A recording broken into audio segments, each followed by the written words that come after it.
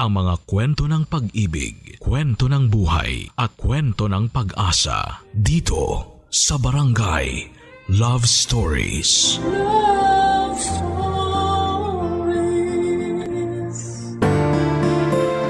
Isang nakasanayan na sa ating mga Pilipino ang iasa sa mga anak ang kinabukasan ng buong pamilya.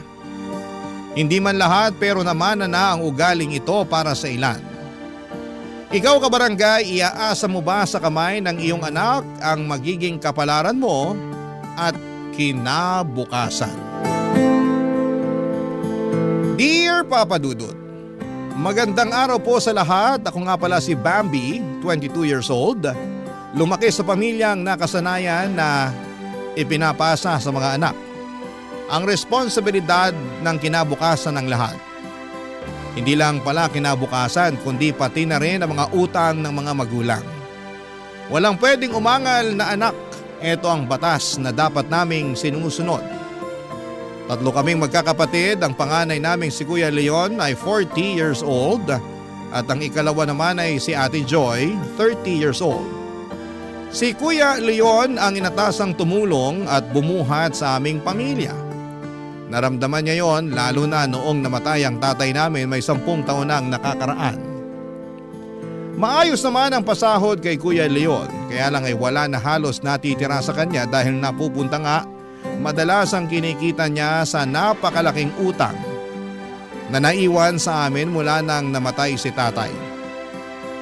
Marami ring niloan si nanay dahil sinubukan niyang magnegosyo pero walang pumatok. Kaya nadagdagan pa ang utang na binabayaran namin. Dagdag pa nga riyan ang mga bayarin sa pang-araw-araw. Hindi mareklamo si Kuya Leon at ni minsan ay hindi namin siya nakitaan ng ayaw na niyang magsustento sa amin at magbayad ng mga naging utang ng mga magulang namin. Palibasa nga ay naturuan kaming sumunod sa nais ng mga magulang namin. Halos lahat naman ata tayong mga Pilipino, hindi ba?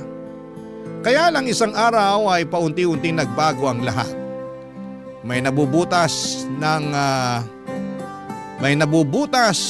sa bahay sa paglalahad ko ng kwento namin sa inyo. Malalaman nyo kung paano yun nagsimula ang mabutas ang batas ng bahay namin at sino ang makagagawa ng pinakamalaking butas na yon sa aming pamilya. Muli magandang araw at sana ay may matutunan kayo sa ibabahagi kong kwento tungkol sa aming pamilya, Papa Dudut.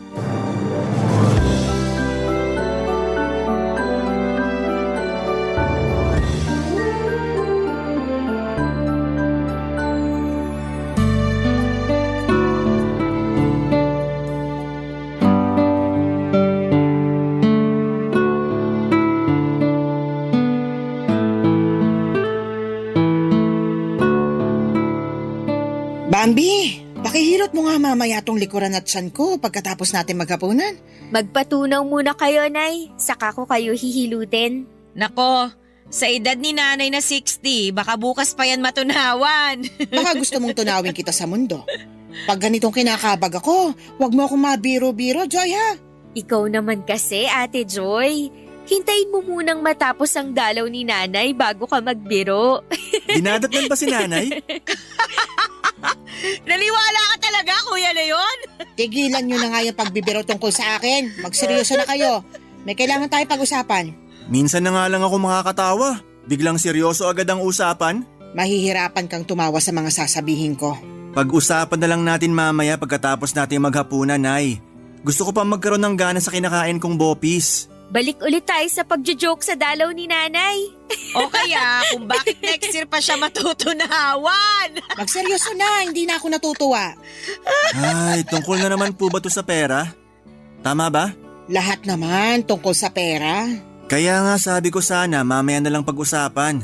Hindi magandang dinadaanan ng mga pagkain ng mga usapan tungkol sa pera. Tama naman yon. Paubos na rin naman to kinakain natin.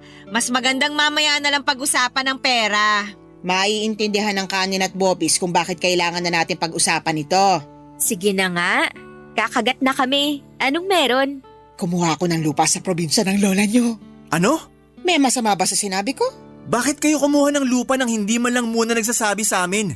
Lalo na sa akin. Nagkakaubusan na kasi ng mga lupa ngayon. Kaya nung sinabi sa akin ng pinsan ko na merong nagbebenta ng lupa ron sa amin, kinuha ko na. Pwede naman daw hulugan. Hindi niyo pa yung binayaran? Kahit down payment wala pa kasi malayong kamag-anak naman natin ang nagbenta kaya ayun, nagtiwala sa akin. At kaya nyo ba to sinasabi sa akin ngayon kasi Naniningil na ng down payment. Kailangan na raw bago matapos tong buwan. Akala ko po ba okay lang kahit walang down payment? Kailangan na rin daw kasi nila yung pera eh. Tsaka para mabawasan na yung babayaran natin sa susunod. Nay, alam nyo naman pong may utang pa tayong binabayaran. Pakalahati pa lang ang nababayaran ko. Tapos ngayon magdadagdag na naman kayo ng bagong babayaran ko. Sana man lang hindi nyo muna kinuha ang lupang yun. Tama naman si Kuya Leon, Nay.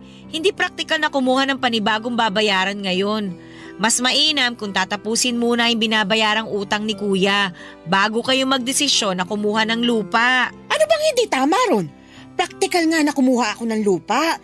Hindi naman habang buhay uupa tayo. At hindi habang buhay kasama ko kayo. Alam ko, balang araw aalis na rin kayo sa poder ko at bubuo na ng sarili ninyong pamilya. Gusto ko lang ng sarili kong lupa na mapapatayuan ng bahay para kahit iwan nyo na ako ron, ayos na ako. Total, doon din naman talaga ang punta ko. Alam kong abandonahin nyo rin ako. Dinaan nyo na naman kami sa ganyan, Nay. Nangonsensya pa nga. Pag ikaw, pinost ni na Kuya Leon sa Facebook. Hindi ka dapat nakikisali sa usapan, Bambi. Wala kang naiaambag sa bahay na ito. Sorry po, Nay. Sinusubukan ko lang naman pong magbiro para hindi na bumigat lalo yung usapan. Hindi ko kailangan ng biro mo. Ang kailangan ko, manahimik ka. Para akong sinampal sa sinabi ni nanay sa akin, Papa Dudut. Oo, at wala pa akong ambag. Lalo't patapos pa lamang ako sa pag-aaral. Si Kuya Leon din ang nagpapaaral sa akin at si Ate Joy naman ang nagbibigay ng baon sa akin. Walang trabaho si nanay, nasa bahay lamang siya at inaasikaso kaming magkakapatid. Kaya parang napahiya ako na sumabad sa usapan dahil alam kong wala pa akong naitutulong sa pamilya namin. Natahimik na rin ako noon, ganon din sina Kuya Leon at Ate Joy. Nakatungol lamang silang dalawa habang nilalaro na lamang ang natitirang pagkain sa mga plato nila. Patuloy pa rin si nanay sa pagbibida sa kagandahan ng pagkakaroon ng sariling lupa. Nainis lamang ako nang biglang madula si nanay at sinabing magandang makabili kami ng property para may ipamukha sa mga taong nang da-down sa amin. Pangyabang lang pala, para lang may mapatunayan. Nakakainis talaga, Papa Dudut. Pagkatapos ng hapunan, pumasok na si Ate Joy sa kwarto namin. Si nanay na ang naghugas ng mga pinagkainan dahil good mood ito. Nagawa na kasi niyang mapapayag si Kuya Leon tungkol sa lupang kinuha niya. Ako naman ay nasa sala lamang at nagmamasid kay Kuya Leon na nasa bahay lamang or sa labas ng bahay. Nakabukas ang pintuan kaya nakikita ko kung paano siyang palakad-lakad at tila malalim ang kanyang iniisip. Sinulyapan ko si nanay at busy pa rin po ito sa paghuhugas. Kaya naman tumayo na ako sa pagkakaupo sa sofa at lumabas para puntahan si kuya. Sinarado ko ang pintuan para hindi marinig ni nanay ang magiging usapan naming magkapatid. Papa Dudut.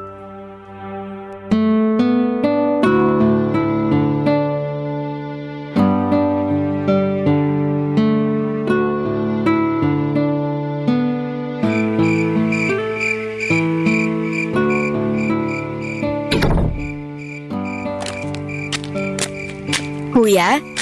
Bambi, bakit nandito ka sa labas? Hindi ka pa ba matutulog? Wala naman pong pasok bukas. Ikaw, bakit nandito ka pa sa labas? Mga ganitong oras, naghihilig ka na dapat. Hindi ako makatulog. Dahil ba sa naging usapan yun ni nanay kanina? Kasali na yun. So meron ka pang ibang iniisip? Marami. Dumagdag lang sa bigat yung sinabi ni nanay tungkol sa lupa. Baka naman pwede pang umatras si nanay dun sa pagbili ng lupa. Total, sabi niya naman, wala pa siyang inaabot na bayad. Hindi aatras si nanay, sigurado ako. Pag may gusto siya, gagawa talaga siya ng paraan para ipakuha sa akin yun. Tama ka rin naman. Ay, ang nanay talaga, hindi na nadala. Alam namang malaki pa ang utang natin. Mabuti nga kahit papano nag-aabot si Joy sa akin. Kung wala siya, hindi ko na alam kung paano mapagkakasyang sahod ko para sa ating lahat. Sorry kung wala akong maiambag, Kuya Leon ha. Magmamadali na lang ako makatapos para makapag-abot na rin ako. Hindi mo naman kasalanan. Dapat nga hindi talaga tayo nagbabayad ng utang na yun eh. Pero wala naman tayong magagawa. Sino pa bang ibang aasahan ni nanay? Anong plano mo na ngayon, Kuya? Paano mo mababayaran yung lupang kinuha ni nanay? Sa totoo lang, hindi na yan ang pinakamalaking problemang iniisip ko ngayon eh. Meron pang iba? Dahil na naman ba kay nanay? Ano na naman bang ginawa niya? Hindi tungkol kay nanay. Tungkol sa girlfriend ko. Parang alam ko na kung ano yan. Naiinip na siya. Gusto na niya magpakasal kami para makabuo na kami ng pamilya. Nag-aalala na siya kasi 35 years old na siya. Baka raw mahirapan na kaming makabuo sa edad niya. Gusto mo na bang magpakasal? Kaya mo bang magtago ng sikreto? Oo naman, Kuya. Wag na wag mong ipagsasabi to. Lalo na kay nanay. Maski na kay Joy. Promise, ano ba yun? Gusto ko na lang magpakasal para makatakas na sa responsibilidad ko sa pamilya na to. Ay, Dismayado ka ba? mas doon ako kinakabahan. Kasi kung aalis ka na at mag-aasawa, paano na kami? Ay, alam niyo naman kayo ang dahilan ko kung bakit alanganin akong pakasalan ng girlfriend ko. Kahit lagi na niya akong tinatakot na hihiwalayan, hindi ko pa rin kayo magawang pabayaan. Pero nakakatukso lang kasi natakasan na kayo para makapagsimula naman ako. Naiintindihan kita, Kuya. Hindi naman kasi biro tong pagsalo mo sa amin. Pero mahal ko kayo, kaya hindi ko kayo mabibitawan agad. Kapag nagpakasal na kayo, tutulong ka pa rin ba sa amin? Gagawa ko ng paraan. Mababawasan nga lang ang may aabot ko. Ay, paano mo kaya mapapaliwanag yan kay nanay? Kasi sigurado ko, hindi niya tatanggapin na babawasan mo ang iaabot sa amin. Lalo't kumuha na siya ng dagdag na babayaran. Ipapaliwanag ko sa kanya sa susunod. Aayain mo na talaga ang girlfriend mo na magpakasal? Sasabihan kita. Medyo nagdadalawang isip pa rin naman ako eh. Natatakot pa ako sa responsibilidad. Nakakatrauma tong iniwang problema ni tatay sa akin. Tapos magdadagdag pa si nanay ng bubuhatin mong bayarin sa susunod. Nakakatrauma ang mga magulang natin. Ay, ano kaya ang pakiramdam na mapunta sa mga magulang na hindi inaasa sa mga anak ang kapalaran nila?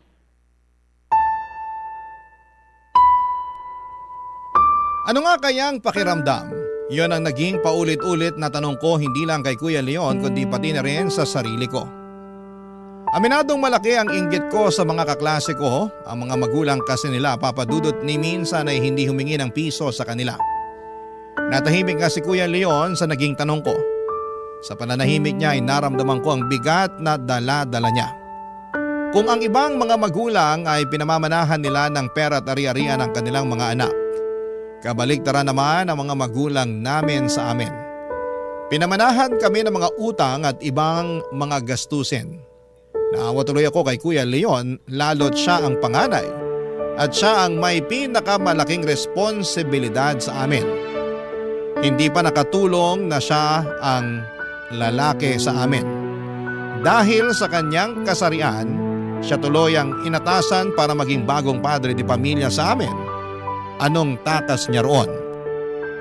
Pinalipas lang namin ang halos 15 minutos na pananahimik bago kami nagpasya na pumasok sa loob ng bahay.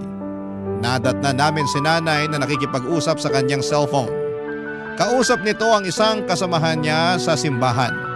Pinagmamalaki niya na niregaluhan siya ni Kuya Leon ng lupa sa probinsya.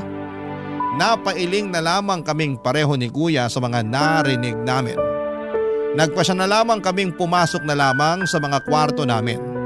Hanggang sa mga kwarto namin ay dinig namin ang pagbibida ni nanay sa mga tinatawagan niyang kakilala. Tuwang-tuwa siya sa lupang ipapaako niya kay Kuya Leon. Naaawa naman ako sa panganay namin lalo't alam kong sa aming dalawa. Siyang higit na nakakarinig sa mga sinasabi ni nanay dahil halos kadikit lang ng salang kwarto niya. Napatanong na lamang ako, paano kaya makakatulong noon si Kuya? Paano siya makakatulog noon ngayong naririnig niya ang panibagong pabigat sa kanyang likod, Papa Dudut? Barangay Love Stories. Barangay Love Stories. Papadudot, panay pa rin ang pagsabi ni nanay tungkol sa down payment sa lupang kinuha niya. Hindi pa rin makapag-abot noon si kuya sa kanya para sa lupa. Sinabi niyang naiayos na niya ang budget para sa mga pangangailangan namin at hindi pa niya maisisingit doon ang para sa down payment ng lupa. Bilanggit pa nga niya na kailangan niyang magtipid dahil patapos na ang pag-aaral at malaki ang gagastusin bago ako makapagtapos. Ayos lang na ginawa niya rin akong dahilan para hindi siya mag-abot ng pang-down payment ni nanay sa lupa. Kahit gamitin pa niya akong rason sa ibang mga gustong ipabili ni nanay ay ayos lang talaga sa akin, Papa Dudut. Para matigil na rin si nanay sa pagkuha ng mga bagay na hindi naman kayang bayaran ni kuya. Pansin ko na tumanda lalo ang itsura ni Kuya Leon dala ng stress kay nanay. Panay na rin ang iwas niya sa amin ni Ate Joy. Nakakahalata man si Ate Joy sa mga pinagdadaanan ni Kuya Leon pero pinili niyang huwag na lamang abalahin pa si Kuya. Tulad nga ng dati, inobserbahan na lamang niya si Kuya Leon at si nanay. Hanggang isang araw ay napansing bago si Ate Joy kay Kuya Leon. Alam kong may nabatid ito na naobserbahan niya kay Kuya Leon. At mukhang tama nga na merong pasabog si Kuya. Sinabi niya yon habang nasa kalagitnaan kami ng hapunan. Masarap ang hapunan namin noon. Bumili si Kuya sa paboritong fast food ni nanay ng pritong manok at palabok. Hindi pa niya sahod pero nagawa niyang ibigay ang pagkain na gusto ni nanay. Doon mas lalong nakatunog si Ate Joy. Kahit masarap ang pagkain, alam niyang mahihirapan siyang lunukin yon sa mga sasabihin ni Kuya Leon, Papa Dudut.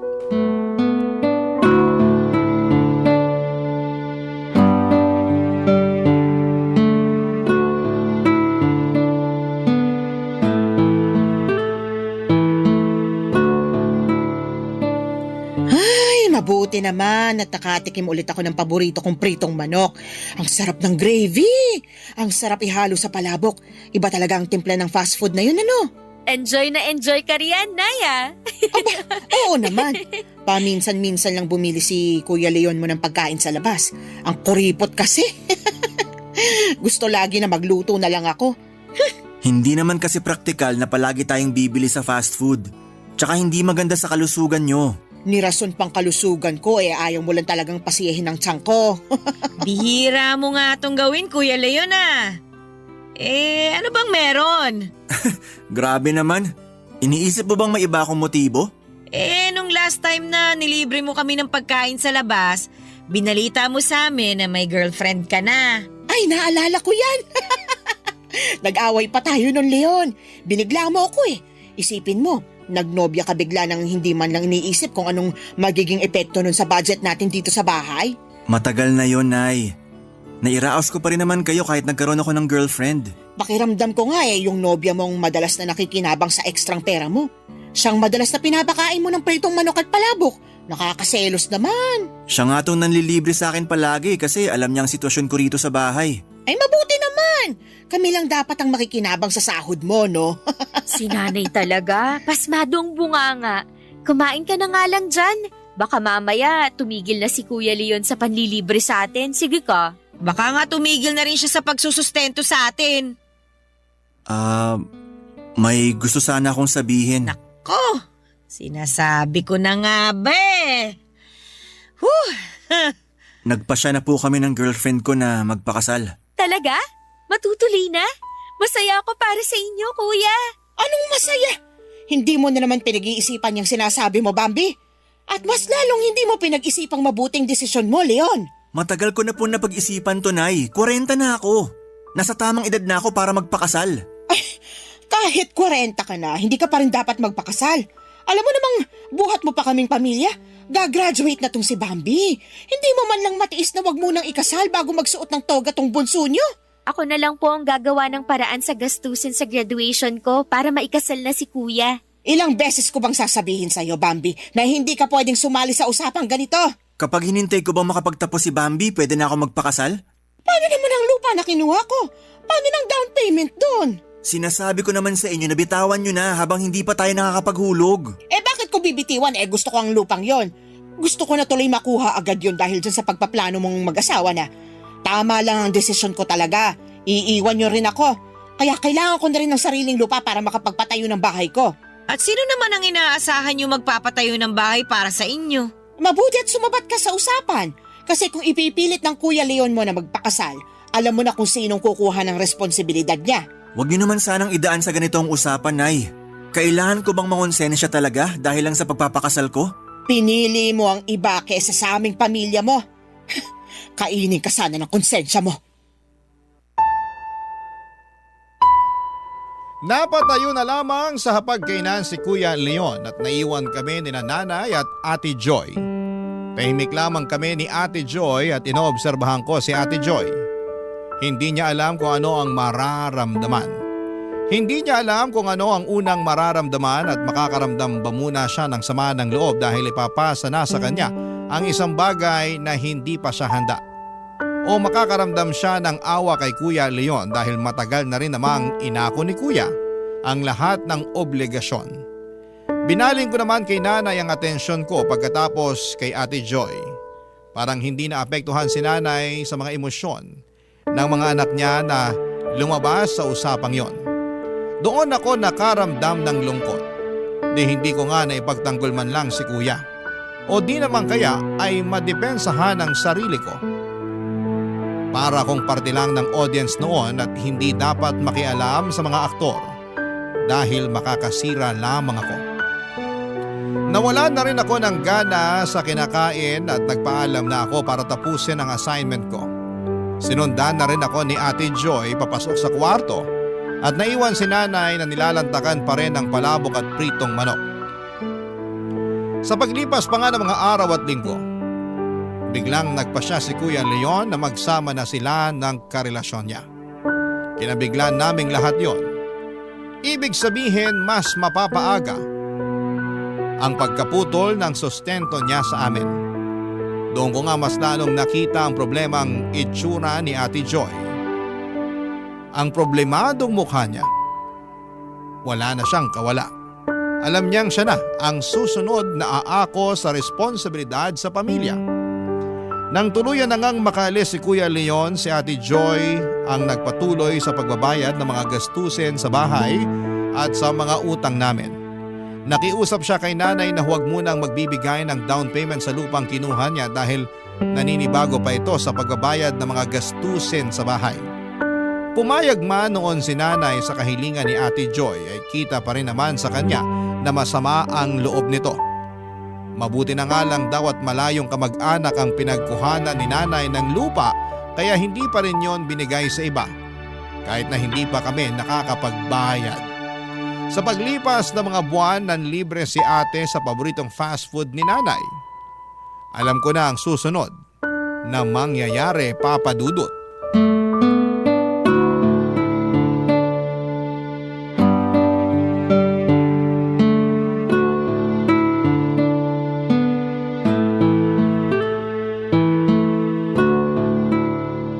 Saan daw ba pumunta si Nanay? Lalamig na tong pritong manok at palabok oh. Alam mo namang mabilis kabagin nyo kapag makakakain ng malamig na palabok. Sabi niya dadaan lang daw siya sa simbahan para makausap si pastor. Magkukumpisal na ba siya sa mga ginawa niyang kasalanan sa ating magkakapatid?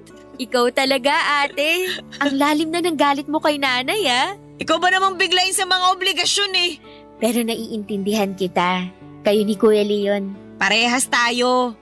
Naiintindihan ko rin naman si Kuya Leon kung bakit mas pinili na lang niyang magpakasal. Ate, Ano yun? may dahilan ba kung bakit may pritong manok at palabok ngayon sa mesa natin? Bakit ka biglang bumili ng paborito ni Nanay? Masama bang maging mabuting anak? Yung anak na nanlilibre kahit walang okasyon at rason? Nakakapraning na kasi kapag may pritong manok at palabok. Pakiramdam ko may ibabalita kayong hindi maganda palagi. Tapos maha-high blood na naman si Nanay. Akong bahala. Bambi! Andito kami na sa kusina. Aba! Totoo ba itong nakikita ko? Pritong manok at palabok? Asan ang gravy? Nasa lababo po, Nay. Teka at kukunin ko. Nakalimutan naming ilagay dito sa mesa. Oh, heto na po ang gravy. Mainit-init pa yan. Ang init nga ng gravy. Maganda to sa sikmura ko. Mabilis ako matutunawan. Ay, ano bang okasyon? Bakit biglang may paganito? Wala naman, Nay. Nag-crave lang ako bigla sa pritong manok at palabok. Kaya na tayo! Naku, ingat ka riyan sa cravings na yan, Joy, ha? Yung anak ng kasama ko sa simbahan, nag-crave daw ng peanut butter at saging. Kinabukasan, nalaman na buntis na pala. Akala mo cravings lang. May bata na pala sa tiyan. Ang lala. Kaya ikaw, Bambi, subukan mo lang na mag-crave bago ka gumraduate. Lagot ka talaga sa akin. Katakot naman yung pagbabanta nyo. Para kayong mangangalkal ng tiyan. Hindi po ako magpapabuntis, Nay. Kalmahan niyo lang. Gagraduate akong single at regular ang monthly period. Ay, mabuti naman. Oh, kumain na tayo. Ako ba, Nay? Hindi niyo ba ako tatanungin kung bakit bigla ako may cravings? Huwag mong sabihin... Magiging lola na kayo! Magiging tita na ako. Buntis ka? Sigurado ka? Nagpa-check up na po ako. Mahigit 1 buwan na akong buntis. Alam mo na ba kung babae o lalaki ang magiging pamangkin ko? Hindi pa, pero sigurado akong tao to. Sana babae para... Tumahimik ka, Bambi. Nay, ano po bang masama sa sinabi ko? Basta tumahimik ka na lang para makapag-isip ako kung paano sa sermonan tong ate mo. Nay, anong mali naman sa nangyari sa akin? Blessing po ito para sa akin. Alam niyo ba kung gaano kahirap magbuntis sa edad ko? Blessing sa'yo? Parusa sa akin. Nay, paano naman naging parusa sa inyo yun? Hindi ko naman pinapaako sa inyo magiging anak ko. Pero tatapusin mo na rin ang pag-ako sa responsibilidad mo sa amin. Kaya nga siguro blessing to para sa akin. Lahat na lang kayo gumagawa ng paraan para talikuran ako. Hindi naman namin kayo tinatalikuran, Nay. Magsusustento ka pa rin ba kahit magkakaanak ka na? Sabihin mo nga sa akin. Susustentuhan ko kayo hanggang makatapos si Bambi. At pagkatapos nun, tapos na ang obligasyon ko sa inyo. Paano ang lupa ko? Sa unang pagkakataon ay hindi nakakain si nanay ng paborito niyang pritong manok at palabo. Kahit umuusok pa sa init noon ng gravy, hindi pa rin niya magawang ibuhos sa palabok para lantakan. Sa unang pagkakataon din ay masayang nakakain si Ate Joy at ganado niyang nilantakan ang mga nasa mesa. Pinaalam pa niya kay nanay ang gravy na kung pwede sa kanya na lamang dahil lumakas ang paglilihi niya roon. Nakatulala lang si nanay sa lababo. Alam kong pinoproblema niya noon ang lupang gusto niyang makuha. Hindi rin ako makakain noon kahit gaano kasarap ang chicken na paborito ni nanay na nasa harapan ko. Hindi ko magawang damputin yon at ilagay sa bibig ko. Bigla kong naramdaman ang pagkawala ng gana ni Ate Joy nang ibalita ni Kuya Leon na magpapakasal na siya. Umikot lang sa akin ang lahat. Hindi na nga nakakain pa si nanay at dumiretso siya sa kwarto at hindi na nagpaalam pa sa amin. Sinubukang makipagkwentuhan ni Ate Joy sa akin pero nagpaalam ako sa kanya. At sinabing aayusin ko lang ang huling mga assignment ko sa klase. Hinayaan naman ako ni Ate Joy na pumasok na sa kwarto. Patuloy pa rin siya sa pagkain at siya na rin ang umubos sa pagkain ko. Pagkapasok ko sa kwarto ay sinubukan kong buklatin ang notebook ko para simulang gawin ang assignment ko. Pero hindi makapag-focus ang utak ko roon. Lumilipad ang utak ko sa pag-iisip kung paano ako kaagad makakahanap ng trabaho pagka-graduate ko at kung paano ko mapagkakasya ang sahod ko sa pagbabayad ng utang namin at pagsusustento sa pangangailangan sa bahay. At paano kung isingit muli ni nanay ang tungkol sa lupa na gusto niyang mabili? Paano ako makakaangal gayong mag-isa ko na lamang at wala nang kakampi dahil aalis na si Ate Joy sa bahay oras na makapagtapos na ako sa pag-aaral? Maya-maya pa ay nagkaroon na ng laman ng notebook ko. Yun nga lang ay mga luha yon. Dala ng takot sa haharapin kong responsibilidad para sa pamilya ko. Papa Dudut. Barangay Love Stories. Barangay Love Stories. Papa Dudut, mabilis na lumipas sa mga araw at nakapagtapos na ako sa pag-aaral at masaya na si Ate Joy na makakawala sa obligasyon niya. Napilitan akong maghanap kaagad ng trabaho pagkatapos ko sa pag-aaral. Hindi naging madali yon at nakiusap pa ako kay Ate Joy na kung pwedeng humingi pa ng isang buwang palugit sa sustento at pagbabayad ng utang namin bago siya tuluyang makagraduate sa responsibilidad sa amin. Pumayag naman siya. Naawa rin kahit papaano. Sa loob ng isang buwang yon ay sinikap kong makahanap kaagad ng trabaho at sa awa naman ng Diyos ay nakahanap naman ako pero hindi ganong kalaki ang sahod. Sinabi ko yon kay nanay at malungkot na lang niyang tinanggap ang katotohanan na hindi ko pa agad mabibili ang gusto niyang lupa. Nawala na halos ng gana si nanay sa akin. Ako na kasi ang last card niya sa pamilya para iahon si nanay sa hirap. Hindi pala ganon kadali. Pinakamahirap pa sa akin dahil wala nang ibang susunod sa akin para akuin ang responsibilidad sa bahay. Tinipid ko ang sahod ko sa abot ng makakaya ko. Hindi ko hinayaan na magkaroon ako ng cravings o pangunahan ng inggit kapag nakikita ko ang mga katrabaho ko na nabibili ang mga gusto nila para sa sarili nila. Hindi ako nagkaroon ng kaibigan sa trabaho dahil umiiwas akong gumastos sa tuwing nagkakayayaang lumabas. Diretso, uwi ako lagi. Nagkakasya ako sa mga tira-tirang ulam namin sa hapunan para gawing baon kinabukasan. Kaya ko naman yon. Ang hindi ko lang kinakaya ay ang pangpe-pressure ni nanay para mabili ko na ang lupang gusto niya. Muli na naman niyang binanggit yon habang naghahapunan kami, Papa Dudut.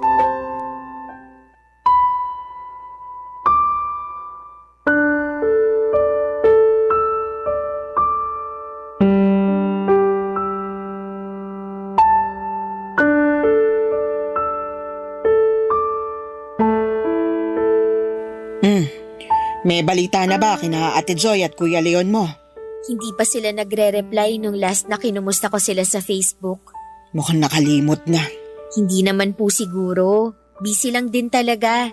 Lalo malapit ng mga anak si Ate Joy. Tapos buntis na rin yung asawa ni Kuya Leon. Iniwan nilang responsibilidad dito sa bahay para bumuo ng panibagong responsibilidad sa labas. Ano bang klaseng pag-iisip yon? Desisyon naman po nila yon, Nay. At mula ngayon, makikinig ka sa mga desisyon ko para sa ikabubuti natin, ha? Huwag na huwag kang gagaya sa mga kapatid mo na tinakasan ako. Kahit gustuhin ko man, ako na ang last card sa pamilya na to. Anong last card? Wala po. Tapusin mo na nga lang yung kinakain mo dahil may pag-uusapan pa tayo mamaya. Tungkol na naman po ba yan sa lupa? Meron pa bang iba? Ang tagal nang naiatras ang pagbili ng lupang gusto ko. Nakakahiya na sa pagbibilhan ko. Kesa naman nakapag-down na noon, di ba ka naremata lang yung lupa ngayon dahil hindi talaga kayang bayaran? Panay nang tawag sa akin ng may-ari ng lupa. Hindi na mapakiusapan. Tinatakot na ako na marami na raw gustong bumili ng lupang yon. Di ibenta niya kamo sa iba. Sige, pasamain mo pa lalo ang loob ko. Pinaasa na nga ako ng mga kapatid mo tapos ikaw naman tong magpapagsak ng pag-asa ko. Sinasabi ko lang ang totoo at praktikal, Nay. Hindi ko po talaga kaya na bilhin ang lupang yun. Tingnan nyo ngang puro interes na lang ang nababayaran ko sa mga utang natin. Problema ko ba yon? Kung nakahanap ka sana ng magandang trabaho, di sana malapit na nating matapos ang utang natin ngayon. Hindi naman ganun kadali na makahanap ng malaking pasahod na trabaho, lalo't kakatapos ko lang sa pag-aaral. Maswerte nga po na nakahanap pa rin ako kahit fresh graduate ako eh. Sagot yan ng mga tamad magsumikap sa paghahanap ng mas maayos na trabaho. Tuwing day off mo kasi, huwag ka nang magkulong dito sa bahay. Kung hindi ako magkukulong dito sa bahay, mapapagastos lang ako sa labas. Hindi ko sinasabing maglamyerda ka. Ang gusto kong puntuhin, gamitin mo ang day off mo sa paghahanap ng sideline o di kaya paghahanap ng mas magandang trabaho para makalipat ka na agad. Hindi pa ako pwedeng makaalis sa trabaho dahil nakakontrata pa ako. Pwede namang takasan ng kontrata, uso naman mag-awol ngayon. Tinuruan niyo pa ako ng mali. Alam niyo namang pinapaganda ko pa ang pangalan at reputasyon ko. Tapos papayuhan niyo ako ng ganyan? Wala nang pupuntahan ng magandang reputasyon ngayon, Bambi. Lagi niyong sinasabi na maging praktikal at wais. Bakit hindi mo ngayon gawin? Bakit hindi ka maghanap ng mas mataas magpasahod na trabaho para maiwan mo na yung bulok mong trabaho ngayon? Hindi kasi ganun kadali, Nay. Kailangan ko pa ng experience. Maganda pa rin tong trabaho ko para pang dagdag pabango sa resume ko kapag umalis na ako ron. Ang tigas din ng ulo mo. Mana kayo ng mga kapatid mo sa tatay niyo. Kung bakit naman kasi siyang naunang mawala rito sa mundo, sana ako na lang para hindi na ako nakakaranas ng hirap sa mga anak ko. Huwag namang magsalita ng ganyan, Nay. Nakakawalang gana sa pagkain eh. Sinasabi ko lang ang nararamdaman ko, walang mali rito. Tatahimik na lang po ako para matapos na tong pagtatalo natin. Kung kailan gusto na kita magsalita, saka ka biglang mananahimik. Samantalang dati, panay ang sabat mo sa amin ng mga kapatid mo kahit hindi naman hinihingi ang opinyon mo. Nay, mag-usap na lang po tayo mamaya, okay lang po ba? Gusto ko sanang ma-enjoy tong pagkain. Bigay respeto na rin sa grasyang natanggap natin. Kung tatahimik ako ngayon habang kumakain ka, maaasahan ko bang mapag-uusapan natin mamaya ang lupa na gusto ko? Oo na lang po. Doon na nasiyahan si nanay sa pinangako kong mapag-uusapan namin ang tungkol sa lupa na gusto niyang mabili. Ako naman tong nawala ng gana. Nakatingin na lamang ako sa plato ko habang nagko-compute kung kaya ko bang maisingit sa sahod ko ang lupa ni nanay. Para matigil na sana siya sa kakasermon at kakaparinig sa akin tungkol doon. Ang lungkot ko sa totoo lang. Wala nang mga kapatid ko na pwedeng kumampi sa akin. Kahit panayang message ko noon sa kanila ay ayaw nila akong replyan. Totoo nga kaya ang sinabi ni nanay na nakatakas na sila sa amin. Doon ako nasaktan. Dahil noong andon pa sila ay todo ang suporta ko sa mga plano nila. Kahit natakot ako sa mga biglang pagdedesisyon nila na umalis na sa bahay. Panakitaan ko pa rin sila ng pangunawa. Pero bakit kung ako ang nasa ganong sitwasyon ay bigla silang nawala? Nasa na yung kapalit ng suporta at pangunawa ko sa kanila? Hindi na ba yon masusuklian pa? Nagpatuloy lamang ako sa buhay kahit gaano pa yon kahirap sa akin. Halos ayoko nang umuwi pa ng bahay tuwing natatapos ang trabaho ko dahil ayokong harapin si nanay na panayang pangungonsensya dahil hindi ko siya mabigyan ng magandang buhay. Sa akin napunta lahat ng sama ng loob ni nanay at wala akong mapag-abutan noon dahil kaming dalawa na lamang ang nasa bahay.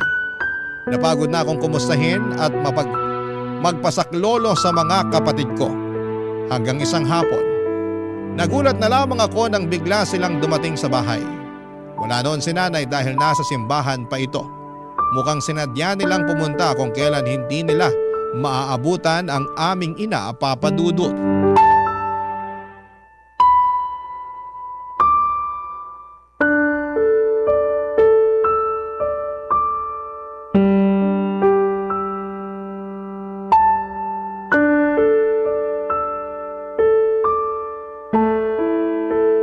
Kumusta ka na rito sa bahay natin, Bambi?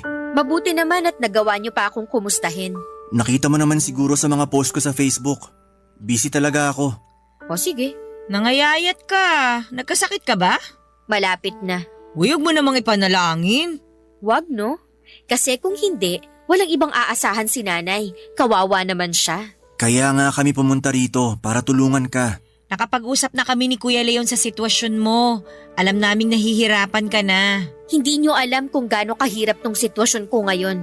Sa akin na binubunto ni nanay ang lahat ng sama ng loob niya sa inyo. Pero tandaan mo na bago ka, kami munang unang pinagbuntunan ng galit ni nanay.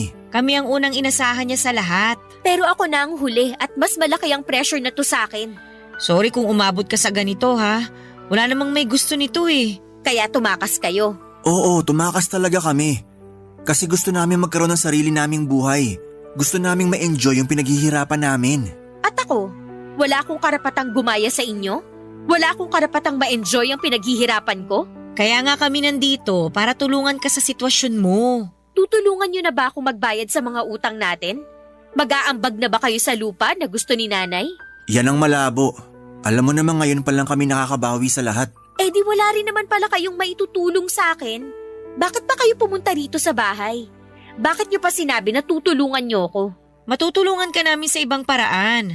Tulad ng ano? Mamadaliin na namin to bago dumating si nanay. Ano nga ang gagawin? Tulad ng ginawa namin. Gusto niyong magpakasal ako? Magpabuntis?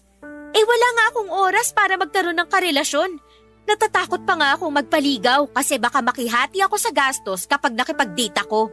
Makakaisip pa tayo ng paraan bukod sa mga ginawa namin. Gusto niyo na rin ako makatakas dito?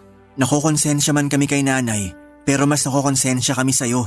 Ngayong binanggit niyo yan, nakokonsensya na naman ako. Pigilan mo kung gusto mong makalaya rito. Ate Joy, hindi ganun kadali yun. Araw-araw akong pinapalamo ng konsensya ni nanay dahil sa pag-iwan niyo sa amin. Sa tingin niyo, hindi pa namamahay ang konsensya sa puso ko? Ganyan din naman ang ginawa sa amin ni nanay noon. Pero iba ang kaso ngayon. Kasi ako na tong pinakahuling aako sa obligasyon ng pamilya. Hindi ko naman na kayo pwedeng asahan sa sustento dahil may mga pamilya na kayo. Nanalo na kayong makatakas dito. At ako, kahit makatakas ako rito, paano si nanay? Iwan mo! Alam kong hindi naging ganun karesponsable si nanay sa atin. Pero nanay natin siya. Wala na siyang ibang aasahan, wala siyang trabaho. Saan siya kukuha ng panggastos para sa sarili niya? Paano niya mababayaran ang utang natin? Paano ang pangarap niyang mag-retire sa probinsya? Hindi ako handang ipagkait yun sa kanya. Nilamon ka na nga ng panggi-guilt trip ni nanay. Sigurado ka bang ayaw mong matulungan ka namin makatakas dito? Kasi kung aalis ka rito, paniguradong mapipilitan si nanay na maghanap ng trabaho para sa sarili niyang pangangailangan. Kung yung utang natin, pwede namang takasan na rin yun. Hindi naman na nila hahabulin si nanay dahil matanda na siya. Baka kampihan pa siya ng mga pulis kapag sinumbong siya. Naisip ko nga rin yan. Basta magpapakalayo-layo lang tayong magkakapatid. Hindi na makakahabol ang pinagkakautangan ng pamilya natin. Kahit si nanay lang ang mahabol nila, wala rin naman sila magagawa kung walang pambayad si nanay eh. Marami namang gumagawa ng ganito. At saka isa pa, sino namang magbabawal sa atin na hindi yun gayahin? Sa naulit na pagkakataon ay natahimik ako sa usapan naming pamilya. Ang kinaibahan lamang noon, ako ang nagdesisyon na manahimik at hindi dahil pinilit ako. Hindi kasi ako makapaniwala sa mga narinig ko sa mga kapatid ko. Kaya talaga nilang masikmura na iwanan si nanay at hayaan na ang utang namin. Oo, totoo hindi naman kaming magkakapatid ang nangutang doon, pero ang utang na yon ay dahil sa kagustuhan naming madugtungan pa ang buhay ni tatay. Kaya gumawa si nanay ng paraan para makautang para pangbayad sa ospital. Pero hindi nga rin talaga kinaya ng katawan ni tatay at ang pagninegosyo noon ni nanay ay para panimula noon na umahon. Pero minalas lang talaga kaya napunta sa wala ang mga inutang niya para doon. Nagdiskusyon pa sina Ate Joy at Kuya Leon ng ilang sandali. Hindi ako nakisali sa kanila at ang dami nilang naisip na pwedeng paraan para makatakas ako sa obligasyon. Pero nawalan ako ng gana na makisali sa kanila.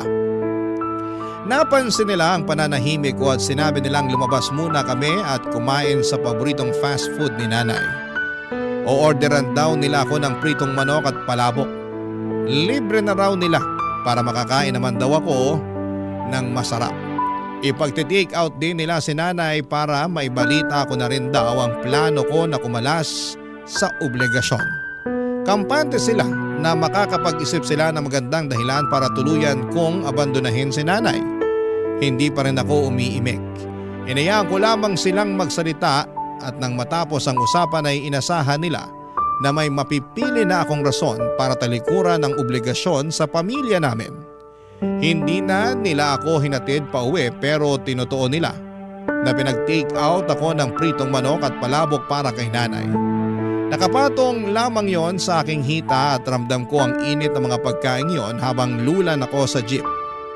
Pagkarating ko sa bahay, masaya akong sinalubong ni nanay. Pinakita ko sa kanya ang dala-dala kong pritong manok at palabok. Natuwa naman siya. Sabay kaming kumain at sa kalagitnaan ng usapan ay binalita niya sa akin na kinuha siyang tagapaglinis sa simbahan at maayos naman daw ang pasahod. Matutulungan na raw niya ako sa pagbabayad ng utang namin at sa tulong ng Diyos, sana raw ay makapag-ipon siya para sa lupang pangarap niya. Napangiti ako at muling nagkaroon ng gana sa buhay. May katuwang na ako sa obligasyon sa pamilya. Hindi ko na yon aakuin ng mag-isa. Pero dahil sa sinabi ni nanay, mas na-inspire ako na tulungan siya para mabili ang lupa na gusto niya. Magtutulungan kaming dalawa, yun na lang ang regalo ko. Hindi lang kay nanay kundi pati na rin sa mga kapatid kong minsan ay tinulungan din ako. Maraming salamat po sa pagbasa ng aking liham at nakapaghatid sana ako ng maayos na araw sa inyong lahat sa nangungunang radio station ang Barangay LS 97.1. Ang inyong forever kapuso at kabarangay, Bambi. Barangay Love Stories. Barangay Love Stories. Ako, gigil na gigil talaga ako sa nangyayari sa kwento natin.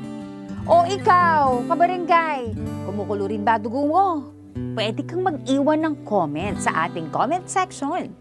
Nagustuhan ng iyong napakinggan? Ituloy yan via live stream sa www.gmanetwork.com/radio.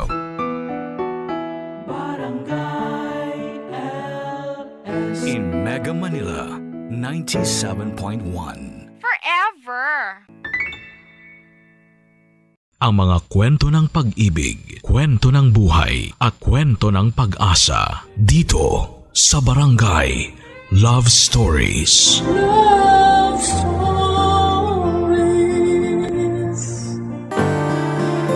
Ang suporta ng isang magulang sa kanyang anak ay isang obligasyon. Hindi ito parang buto ng prutas na itinatanim na maaaring anihin pagdating ng panahon. Ikaw kabarangay, sa anong paraan mo ipinapakita ang responsibilidad mo bilang isang responsableng magulang? Dear Papa Dudut, pagbati po sa iyo at sa lahat ng mga nakikinig ngayon sa Barangay Love Stories. Tawagin niyo na lamang po ako sa pangalang Arlan, 26 years old at taga Northern Quezon. Nag-iisang anak po ako, namamasada lang po ng tricycle ang tatay ko tapos nagba-boundary pa. Sa liit ng kinikita niya ay halos sa gas lang napupunta. At yung natitira naman ay kasya lang sa pangbigas namin, kinukulang pa yon sa bill ng kuryente at tubig. Si nanay naman ay tumatanggap ng labada para magkaroon ng kaunting kita at makatulong din kay tatay. Mabuti na lamang at maswerteng nakakuha ng pabahay noon ang nanay ko. Kaya meron kaming natutuluyan na hindi na kailangang magbayad pa ng upa. Tungkol naman sa pag-aaral ko, sabi ni tatay ay masyadong magastos sa kolehiyo kaya hindi na nila ako pinag-aral pa. Hanggang high school lamang ang natapos ko. Sobrang hirap po kasi ng buhay namin, Papa Dudut. Naghanap na kaagad ako ng trabaho pagka-graduate at nung una, nagtatrabaho po ako bilang panadero sa bakery. Pero dahil naging toxic na po doon ay nagpalipat-lipat ako ng trabaho. Minsan nag-e-extra ako sa construction, naging bagger din ako sa grocery at naging delivery boy ng isang water station. Hanggang sa natanggap ako bilang janitor sa isang shopping center. Mababa ang sahod pero pwede nang pagtiyagaan. Bukod sa kahirapan namin ay nagkaroon pa kami ng isang problema noong kinakailangan na ni nanay ng maintenance para sa diabetes niya. Sa kasamaang palad, nangyari pa yon noong nagkatanggalan sa pinapasukan ko at isa ako sa mga nawalan ng trabaho. Kinailangan daw kasi magbawas ng tao at dahil bago lamang ako, ay hindi ako kasama sa mga pinaburan ng tadhana para manatili doon. Sinubukan ko pang mamasukan sa iba kahit na anong trabaho na lamang, pero dahil maliit lang yung municipality namin ay napakahirap talagang makahanap ng bagong malilipatan. Hanggang sa kinumbinsi ako ng kaibigan ko na mag-live selling na lamang ng mga ukay na damit. Sakto naman noon na may naipon ako kahit papaano kaya may naggamit akong pampuhunan. Sa ganong paraan ay natutulungan ko pa si nanay sa mga gawaing bahay at paglalaba niya. Pero hindi naman naging sapat para kay tatay ang ginagawa ko noon, Papa Dudut.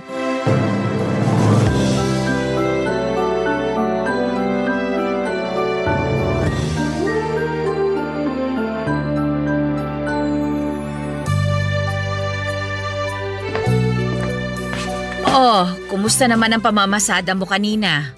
Siyempre, matumal. Ano pa bang aasahan eh? Kakaunti lang naman ang pasahero pag Sabado. Ay, ganun talaga. Karamihan naman ng pasahero mo ay estudyante. Ay, Huwag na nga natin pag-usapan yan. Mawawalan lang ako ng gana sa pagkain. Amoy pa nga lang ng ulam, nakakatamad ng kumain eh.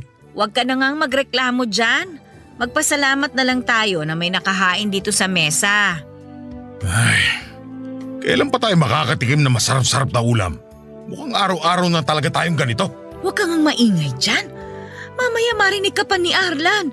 Pagod na nga yung anak natin sa pagtitinda niya kanina. Tapos ganyan pa yung maririnig sa'yo. Pagtitinda na naman? Pambira! Kaya lalaking tao nagtitinda ng mga damit. Ano bang masama doon?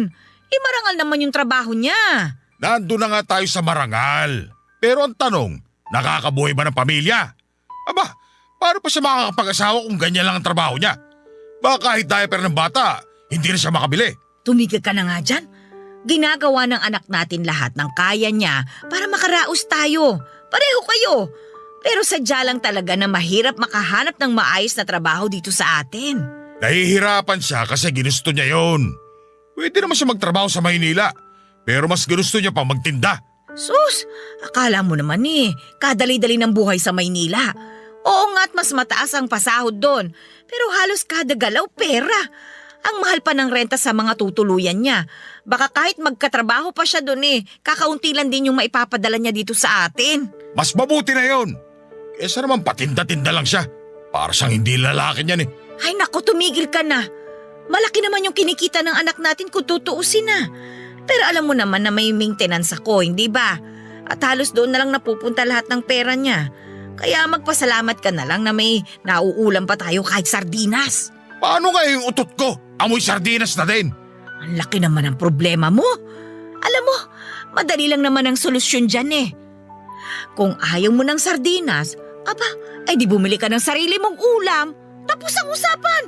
Huwag ka na nga sumagot at baka mahambalos na kita dyan. O ano? Tapos ka na magtinda? Paano po ako makakapagtinda? Rinig na rinig sa background yung boses niyo ni nanay. Ay, araw-araw na lang tayo ganito. Talagang ganito tayo araw-araw kung palagi na lang dilata yung ulam. Halos 1 taon na rin mula nung huling beses ako nakatingin ng fried chicken. Kala ko pa naman kapag nagkatrabaho ka na, palagi nang ganun yung ulam natin. Pasensya na ho. Medyo matumal din kasi benta ko ngayon eh. Hayaan niyo tay. Maghahanap ako ng ibang pwedeng pagkakitaan. Hay nako anak, hayaan mo na lang yung tatay mo. Masyadong mapaghangad wala naman tayong pera. O siya, sige na, kumain ka na. Mamaya ka na ulit magtinda. Opo nay, salamat ho. Lalabas na muna ako. Makikipagtungis na lang ako na kumpare. Baka sakaling mauna pa akong swertehin kesa sa'yo. Umalis ka na lang kung aalis ka. Sisiguraduhin mo lang na panalo ka pagbalik mo dito. Kung hindi, sa labas ka talaga ng bahay matutulog. Papa Dudut, laging ganon ang tatay ko. Tuwing kumakain kami ay palagi ring ganon ang eksena. Puro siya reklamo sa ulam. Kesyo hindi masarap, masyadong kakaunti at nabibitin daw siya sa pagkain. Naiinis ako sa kanya dahil alam naman niya ang sitwasyon ni nanay. Pero hindi ko rin mapigilang makonsensya. Ako lang kasi ang nag-iisang anak nila kaya naman wala silang ibang maasahan. Ako sana ang nagpapagaan ng buhay nila pero 26 years old na ako ay hindi ko pa rin yon nagagawa. Nagpatuloy ako sa pagla-live selling kahit kaunti ay meron din naman akong nagiging customer. May iba pa nga na humahanga sa kasipagan ko. Hindi raw kasi ako nahihiya at walang pinipiling trabaho. Kapag may ekstrahan ako noon ay hindi ko yon pinapalampas. Kahit kakaunti lang ang kita basta meron ay ayos na yon para sa akin. Ginagawa ko yon hindi para sa masarap na ulam kundi para sa insulin ni nanay. Bukod sa nanay ko ay isa rin sa mga naging karamay ko noon ng best friend ko na si Brenna.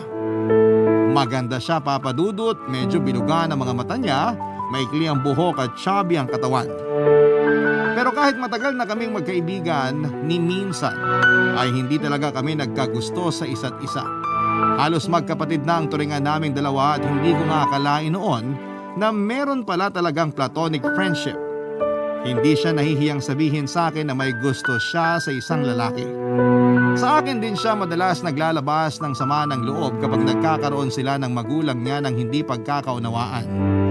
Siya rin ang kumimbinse sa akin na mag-live selling na lamang dahil malaki-laki na ang kinikita niya roon.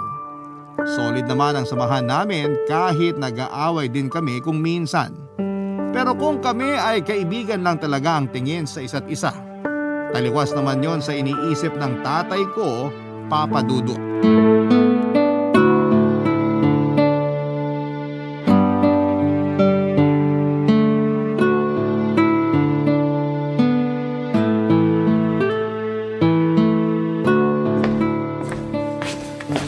O ano?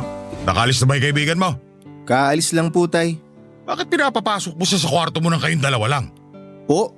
Yung kaibigan mo. Hindi mo siya dapat pinapapasok sa kwarto mo. Ano na lang isipin ng mga magulang nung pag nalaman na halos maghapon kayo doon sa loob? Ano po bang sinasabi nyo, Tay? Nagla-live selling lang naman kami buong maghapon. Rinig na rinig nyo naman po kami, di ba? Ano po bang iniisip nyo na ginagawa namin ni Brenna? Kahit ano pang sabihin mo, hindi pa rin magandang tignan na lagi kayong magkasama. Lalaki ka at babae siya. Mga dalagat binata na kayo. Hindi na kayo inosente. Tay naman, mula elementary magkaibigan na kami ni Brenna tas ngayon pa kayo nag-iisip ng ganyan sa amin? Wala namang kayo nakita na ginawa naming masama. Isa pa, parang kapatid na yung turing ko sa kanya. Kaya kahit nasa imagination ko lang, hindi ko siya magagawang ipahamak. Buti sana kung kaya mo yung panindigan. Sigurado ako, mga ilang buwan pa liligawan mo na rin yon. Paano kung ligawan ko nga po? May masama po ba ron? Bobo ka kung ganon. Kung hahanap ka lang din naman na magiging girlfriend mo, doon ka na sa nakakaangat-angat naman. Hindi ko kasing hirapan natin. Sa halip na makaluwag-luwag tayo mas lalo pang magigipit kapag naging hati na yung suporta mo. Tay, naririnig niyo po ba yung sarili niyo? Ako yung lalaki. Kaya bakit maghahanap ako ng babae na bubuhay sa akin? Ang labo niyo naman Makapagsalita ka naman dyan, kala mo may asenso ka pa. Hindi ka nga kumikita ng 10,000 kada buwan tapos yayabangan mo pa ako ng ganyan. Wala kang kakayang bumuhay ng isang pamilya. Masasabi niyo lang yan ngayon dahil ito pa lang yung nakikita niyo. Pero patutunayan ko sa inyo, may mararating din ako. May mararating? Kadramahan lang yung ambisyon mo na yan. Saan ka may mararating? Sa pagtitinda mo ng damit? Mas maniniwala pa ako kung sinabi mong hanggang dyan ka na lang at mabubulo ka na sa pagtitinda. Ano bang nangyayari sa inyong mag-ama? Dinig na dinig sa labas yung mga boses ninyo Tanungin mo yung magaling mong anak na may kasamang babae sa kwarto niya mula kanina pang umaga. Sino? Si Brenna? Siya nga po, Nay. Sus! Para ka naman bago Matagal na magkaibigan yung dalawa. Kulang na nga lang magpaampo na rin dito yung batang yun Tapos pinag-iisipan mo pa ng masama. Kung makita mo man dito si Brenna, walang ibang gagawin yung kundi magtinda. Mabuti nga tinutulungan niya si Arlan Basta wala akong bilib dyan sa pagtitinda nila. Hindi sila asenso dyan. Kahit maghapon, magdamag pa sila mag-live selling, walang pag-asa. Kung sumama ka na lang sana sa pinagtatrabaho ng pisa mo doon sa Maynila, hindi mo na sana kailangan magmakawa sa mga tao na bumili ng paninda mo. Para sa babae lang yung ganyan trabaho. Tay, ito na po yung gusto kong gawin Tsaka naniniwala ako na darating din ako sa punto na malaki na yung kikitain ko sa pagtitinda. At kailan pa yon? Sa pagputi ng uwak? Kakabarkada mo doon kay Brenna, nagiging madrama ka na din sa buhay. Tigilan niyo na nga po yung kaibigan ko. Wala naman siyang ginagawang masama pero bisit na bisit kayo sa kanya. Alam mo kung bakit? Kasi ganyan yung impluensya niya sa'yo. Walang kakwenta-kwenta. Tigilan mo na nga si Arlan. Kahit kailan naman, wala nang magandang lumabas dyan sa bibig mo. Kahit anong gawin ng anak natin, hindi pa rin sapat sa'yo. Kung tutusin nga, hindi naman niya responsibilidad na akuin lahat ng gastos dito sa bahay Tayo pa rin ang magulang niya. Tayo dapat Bakit? Ano ba tingin niyo sa akin? Palamunin na lang dito? Nagbibigay din naman ako ng pambigas Tama na po yan. Huwag na tayo magkwentahan ng mga naiaambag dito sa bahay. Ang mahalaga, nakakaraos pa rin tayo kahit papano. Tama ka anak. Salamat, Nay. Di magkampihan kayo. Sa bagay, pareho naman kayong walang pangarap sa buhay. Kaya ganyan kayo mag-isip. Makapagsalita ka naman, parang napakayaman mo na. Hindi sana ganito yung buhay na meron ako kung hindi ikaw yung pinakasalan ko. Uy, Tay, sobra naman po yan. Bahala na nga kayo dyan, mga buwisit! Papa Dudut, nagulat ako sa mga sinabing yon ng tatay ko. Alam ko naman na madalas din silang nag-aaway ng nanay ko at nagsusumbatan dahil sa mga gastusin sa bahay. Pero hindi ko akalain na masasabi niya yon kay nanay. Ang masakit pa ay nalaman ko yon Yung dahilan kung bakit nakapagbitaw ng masakit na salita si tatay na para bang matagal na siyang hindi masaya sa piling ng nanay ko. Matagal na siyang nakakaramdam ng hinanakit sa kanya. Nagkwento sa akin si nanay, magkaibigan lang din daw sila noon ng tatay ko. Wala ring girlfriend si tatay noong time na yon, kaya inireto ito ng lolo ko sa kakilala nitong British na nag-migrate dito sa Pilipinas. Pero bago pa raw sila mag-meet nung babae ay umamin si nanay na matagal na siyang may gusto kay tatay. At doon na nga nagbago ang isip nito. Dahil sa inasal ni tatay ay hindi ko na muna pinapunta sa bahay si Brenna. Nung una akala ng kaibigan ko ay ayaw ko na siyang makasama sa live selling. Pero pinaliwanag ko naman sa kanya ang kadahilanan. Para hindi sumama ang loob niya ay hindi ko na inilihim pa yung iniisip ng tatay ko sa aming dalawa. Naiintindihan naman niya yon, kaya sumang-ayon siya na hindi na lamang muna siya pupunta sa bahay. Hanggang isang araw ay nagulat na lamang ako nang sabihin sa akin ng tatay ko na may ipapakilala siya sa akin. Papa Dudut. Barangay Love Stories. Barangay Love Stories. Papa Dudut, kinutuban ako sa sinabi ng tatay ko na may ipapakilala siyang babae. Foreigner daw. Sa pagkasabi pa lamang niya na half British, half Filipino yung babae, lumakas ang hinala ko na may kinalaman yon sa sanay pakakasala noon ng tatay ko. At hindi nga ako nagkamali nang dumating sa bahay namin si Adele, kasama ang nanay nito na muntik nang makatuluyan ni tatay. Ramdam ko ang pagkadisgusto ni nanay sa ginawa ng tatay ko.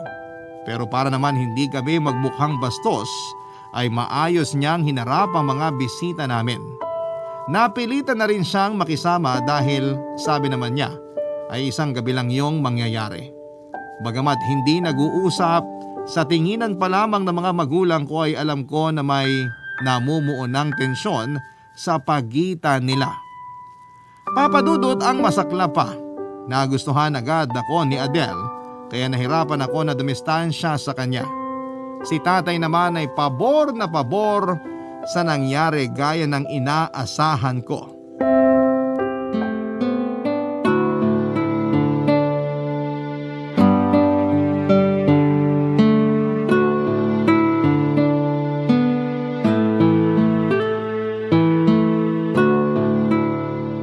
Tay, naihatid ko na po sa labas sina Adele. Oh, anong sabi? Uuwi na raw sila.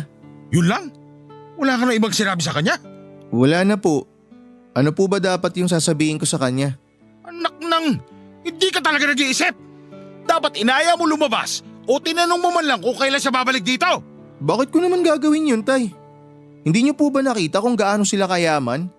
Tapos sasabihan niyo pa ako na ayain siyang lumabas?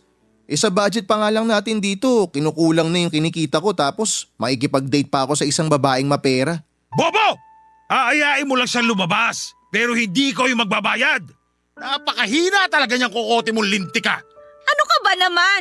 Sa pinagagagawa mo kay Arlan, mas lalo mo lang pinabababa yung pagkatao niya. Tama si nanay. Ano pong gusto niyo? Lalo ako magmukhang pera sa harap ng babaeng yon? Aayain ko siya makipag-date sa akin tapos siya naman pala yung magbabayad? Kung kayo ho, kaya niyong ibaba yung sarili niyo ng ganun, pues ibahin niyo ako. Kailan mo ba talaga gagamitin yung utak mo? Pero na'y lumalapit sa'yo pero ayaw mo pa. Nakita mo naman kung gaano ka gusto ni Adele. Samantalahin mo na yon. Gagawin niya lahat para sa'yo. Yun ang isipin mo. Hindi po ako makikipag-date sa kanya. Kung gusto niyo, kayo na lang. Tutal, kayo naman po yung totoong mukhang pera dito. Ba't napakayabang mo talaga? Ano ba? Hindi mo naman kailangan saktan ng anak natin. Anak, ayos ka lang ba? Ha? Ayos lang po ako, Nay. Suntok lang po yun. Yang asawa niyo po ang kumustahin niyo. Baka wala na siya sa tamang pag-iisip. Gusto mo pa ng isa? Siraulo ka! Gusto mo yata basagin ko yung bungo mo eh.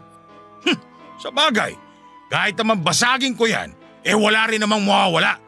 Kasi ang ulo mo, parang lata na walang laman. Sabi ng tama na eh! Tumigil ka na! Itigil mo na yung kapipilit mo kay Arlan na ligawan ng babaeng yon! Hindi mo pwedeng diktahan ang puso ng anak natin. Tandaan mo yan! Yan! Kaya hindi kayo umaasenso kasi masyado kayo madrama sa buhay. Bakit ikaw? Ano bang narating mo dyan sa kayabangan mo, ha? 50 anyos ka na, pero tricycle driver ka pa rin. Buti pa nga itong anak natin madiskarte. Kaya niya kahit anong trabaho at hindi siya namimili. Eh ikaw, pinili mo na mamasada ng tricycle kahit na maliit lang ang kita. Kung noon mo pa sana ginustong yumaman, sana may ginawa ka pang iba. Hindi yung iniaasa mo lahat kay Arlan. Marahimik ka dyan! Ikaw yung dahilan kung bakit naghihirap tayo ngayon. Ipambibili na lang ng ulam. Kailangan pang itabi para sa buwisit na mga gamot mo. Sawa ka na ba sa ganitong buhay, ha? O pwes, umalis ka! Umalis ka na at sumama ka na dun sa foreigner na yon! Total, yun naman lang naman din ay kinakagalit mo di ba? Di puntahan mo na, ligawan mo para hindi ka na maghirap! Nay, tama na ho yan. Tama ka! Mabuti pa nga. Nakakasawa lang din naman tong buwisit na buhay ko sa pamamahay na to. Tay, sandali, wag naman po kayong ganyan. At sino ka para painggan ko, ha? Kung sinunod mo lang sana yung pinapagawa ko sa'yo, hindi sana mangyayari to. Walang kasalanan si Arlan! Anak, huwag kang makinig dyan sa tatay mo, ha? Mga siraulo! Diyan na nga kayo! Baka mahawa pa ako sa inyo mag-ina! Oras na umalis ka sa bahay na to. Huwag na huwag ka nang babalik pa dito. At kung ano man ang mangyari sa'yo, huwag na huwag ka ring hihingi ng tulong sa amin ng anak mo! Papa Dudut, walang pagdadalawang isip na iniwan kami ni tatay. Hindi namin alam kung saan siya pumunta pero malinaw sa amin ang sinabi niya noon habang nag-iimpake siya ng mga gamit niya. Kung hindi ko raw kayang ligawan si Adele ay siya na lamang ang gagawa noon.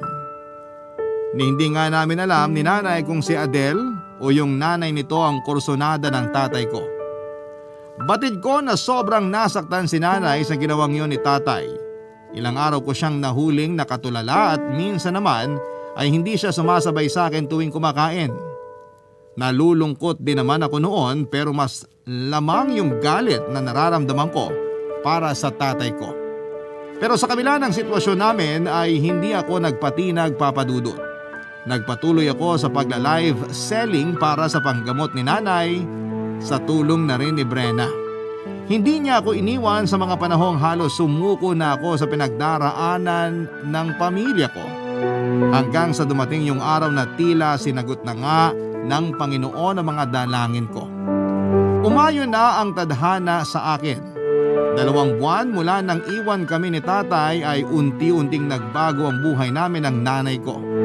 Bagamat nagkaroon ng pandemic, bukod sa nanatiling ligtas si nanay ay lumakas ang benta namin sa online. Biglang dumami yung mga namimili sa amin dahil hindi sila makalabas para makapamili. Sa pagkakataong yon ay hindi na lang pre-love clothes ang binibenta namin. Naging reseller na rin kami ng iba't ibang skincare products na naging mabenta naman, Papa Dudut. Malaking tulong si Brenna dahil siya yung ginawa kong modelo ng mga damit na binibenta namin online. Siya na rin ang nagla-live para sa mga produktong nire-resell namin. Sa tulong ng 2 e-commerce platform, ay madali na lamang kaming nakabenta at mabilis din kaming nakaipon, Papa Dudut.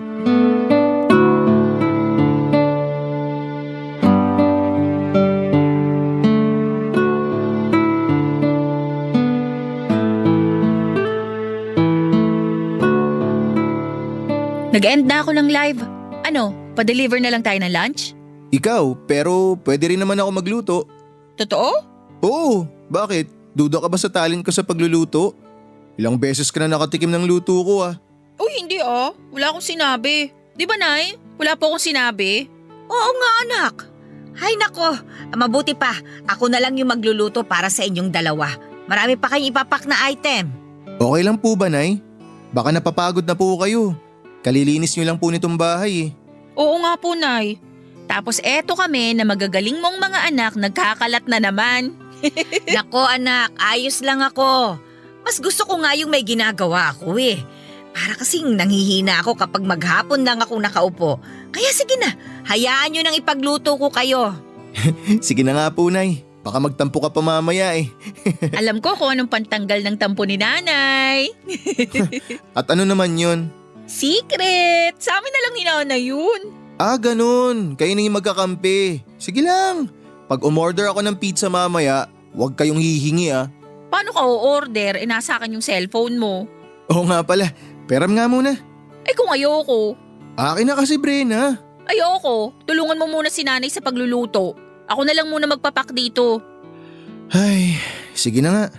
Alam nyo, kung hindi ko lang talaga kayo kilala mula pagkabata, ay nako, hindi ako maniniwala na magkaibigan lang kayo. Nay naman eh. Oo, bakit? Papasa nga kayo mag-boyfriend-girlfriend eh. Magkasundo kayo oh. Di mo sure, Nay. Ay nako, basta natutuwa ako sa inyong dalawa. O siya, magluluto na muna ako. Kaya ko na yung gawing mag-isa. Tulungan mo na lang ang girlfriend mo anak. Baka masyadong mapagod. Uy, Nay! Hoy, magpak na tayo. Sige. Ay, pasensya ka na kay nanay ah. Ganun lang talaga yun. Hayaan mo na, okay lang naman. Saka tignan mo nga mukhang ang saya-saya ng nanay mo. Dahil din yun sa'yo. Paano naman naging dahil sa akin? Nakikigulo lang naman ako dito. Anong nakikigulo? Parte ka na rin ng pamilyang to, no? Ha? Eto talaga, lutang na naman. Sabi ko, parte ka na rin ng pamilyang to. Kasi nga 'di ba, magkapatid na yung turingan natin. Oo nga, sorry naman. Ay, bago nga pala tayo magkalimutan. Kumusta pala yung nanliligaw sa'yo? Yung kaklase ko dati? Oo. Bakit? Meron pa bang iba? Siyempre, haba kaya ng hair ng beshi mo? Baka pinagtitripan ka lang ng mga yun ha. Kilatisin mo muna ng mabuti. Tsaka huwag ka magpapaligaw sa chat. Tatay ba kita? Boyfriend, ayaw mo? Baka boy space friend. Best friend mo ako ngayon. Pero magiging boyfriend mo ko kapag hindi ka nakahanap ng matino.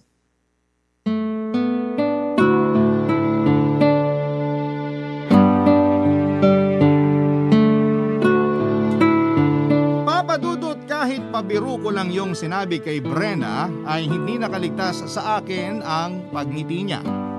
Hindi ko rin naman maintindihan ang sarili ko noon. Mahal ko si Brenna, hindi na mahalaga kung bilang kaibigan lang yon o higit pa. Hindi ko kasi pinagtutuunan ng pansin kung ano man yung nararamdaman ko dahil masyado na kaming naging abala sa paghahanap buhay. Isa pa ay alam ko naman na kaibigan lang ang turing niya sa akin, kaya mas minabuti ko na lang noon na manatili kami sa ganong relasyon. Papadudot, nang maging maayos na ang benta namin sa online platform, ay nagpahinga na kami sa pagla-live selling. Ginawa ko rin yon para magkaroon pa ng oras sa pinapagawa kong tindahan. Tapos na rin naman ang pandemic noon kaya nakahinga na rin kami ng maluwag. May kalakihan din ang tindahan namin at naging libangan na rin ni nanay ang pagbabantay. At dahil nahinto na ang live selling namin ay bihira na rin kaming magkita ni Brenna. Hanggang sa nalaman ko na lamang na paluwas na pala siya ng Maynila para mag-aral sa college. Last year lang po nang umalis siya. Ginamit niya yung naipon niyang pera para makapag-aral ng kursong gustong-gusto niyang kunin. Aaminin ko na nalungkot ako ng sobra sa pag-alis ni Brenna. Pero gusto ko rin naman siyang suportahan sa pangarap niya sa buhay. Isa rin yon sa gusto kong gawin. Ang kaso'y ayokong maiwan ng mag-isa ang nanay ko. Saka kung mag-aaral man ako ay doon na lamang ako sa malapit para nakakauwi pa rin ako sa bahay. Sa ilang buwan pa lang na magkalayo kami ni Brenna, palala ng palala yung nararamdaman ko noon na pagka-miss sa kanya. Kaya naman tuwing matatapos ang klase niya ay tumatawag ako sa kanya para kumustahin siya. Kahit na minsan ay halos wala na siyang lakas para makipagdaldalan pa. May mga pagkakataon din na nakakatulugan na niya ako habang kausap sa video call. Sa pagkakalayo naming yon ay saka ko lang napagtanto kung ano talaga yung nararamdaman ko para sa kanya, Papa Dudut. Barangay Love Stories. Barangay Love Stories. Dudut, nung malayo na sa akin si Brenna at hindi na kami nagkakasama ay doon ko na na-realize na higit pa pala sa isang kaibigan yung pagmamahal na nararamdaman ko para sa kanya. Gusto ko siyang sundan noon sa Maynila pero mahirap talaga. Hindi pwedeng maiwan ng mag-isa ang nanay ko na may maintenance pa ng mga gamot.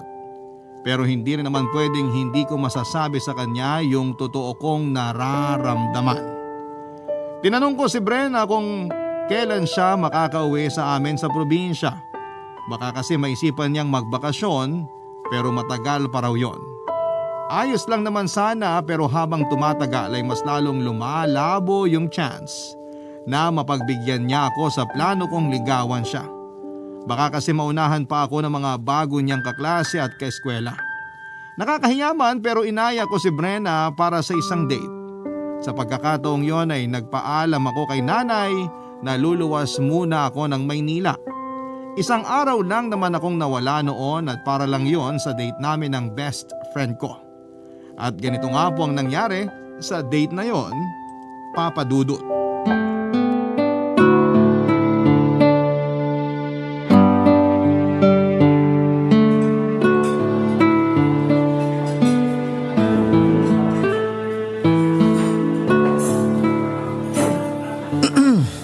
Ano, kumusta? Nagustuhan mo ba yung mga kinain natin? Seryoso ba yung tanong mo? Tignan mo nga kung gaano kalaki yung tiyan ko. Ikaw na humusga kung nagustuhan ko o hindi. Mukhang busog na busog ka nga eh. Uy Arlan, bakit mo nga pala ako inayang kumain dito? Saka ang layo pa ng biyahe mo papunta dito oh. Di ba pwedeng na-miss ko lang yung makulit kong best friend? Uuwi rin naman ako dun sa atin sa bakasyon. Ikaw talaga? Hayaan mo na. Gusto lang talaga kitang makita. Tsaka alam mo naman, may pamasahe na ako. Bigatin ka na nga eh. May mini grocery store ka na. Ano namang bigatin dun? Medyo nakakaluwag pa lang ngayon. Sa totoo lang, okay na nga ako sa ganito eh. Yung lagi ko nakakasama si nanay tapos hindi na rin ako namomroblema sa panggamot niya. Sa bagay, gets naman kita. Saka wala nang ibang makakasama yung nanay mo kapag iniwan mo siya dun. Buti pumayag siya na lumuwas ka ngayon. Papayag naman talaga siya.